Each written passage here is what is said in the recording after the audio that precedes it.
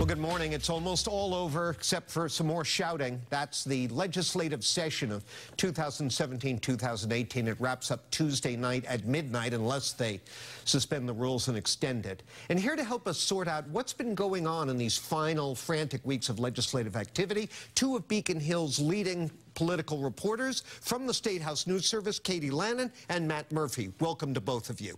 Thanks, John. Thanks for coming. So, Katie, let's start with you.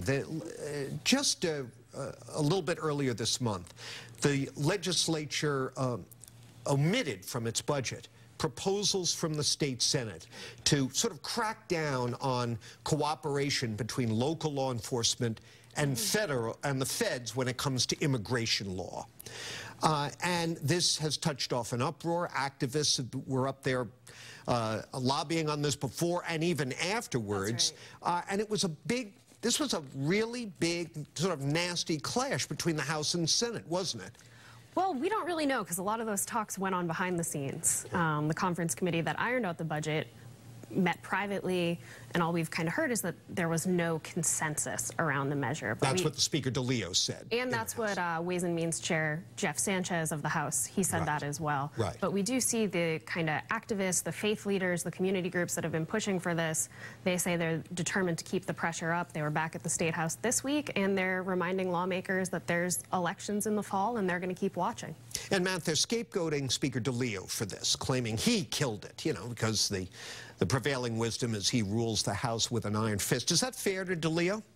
Well, that's exactly right. And Governor Baker, who actually threatened to veto this legislation if it ever made his desk, has kind of escaped with mild criticism, I would say. The real focus has been trained on DeLeo and Jeff Sanchez, who's facing a primary challenge in his Jamaica Plain neighborhood from the left. Yeah. And the Speaker was really clear in saying that he could not bring the two sides together in his House, and he had the added challenge of trying to protect both the conservative Democrats, who probably didn't want to take this vote in an election year, and the more liberal members, like Jeff Sanchez himself, who sponsored this legislation but had to swallow a budget that didn't include this provision, and now he could pay a political price. Is this going to be back on the front burner when they resume in January?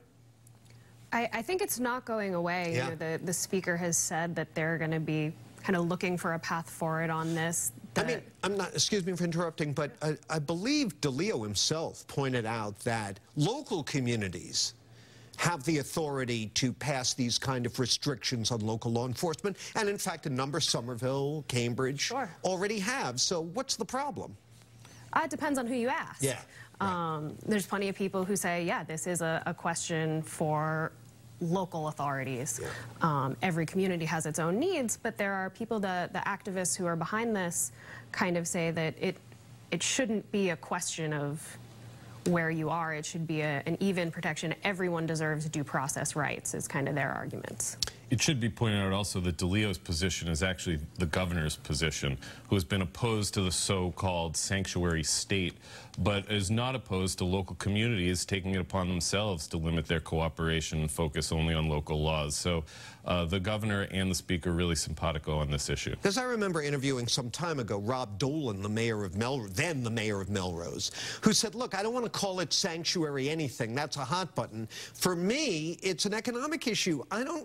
I'm having trouble marshaling the resources for policing as it is. I don't want to have to spend extra time and money doing the Fed's job for them. Sure, but as long as President Trump is in office, I don't think there's any way you see this going away. Yeah. These activists will be back, even if it's dead for this session. They'll be back in January trying to force this issue. Well, another hot button issue for everyone, I'm sure, in our audience is property taxes and the amount of taxes they pay. And when we come back from this break, we'll talk with Matt and Katie about a move on Beacon Hill that some say might increase your local taxes, allegedly unfairly. More on that coming up in a moment when we continue. Stay with us.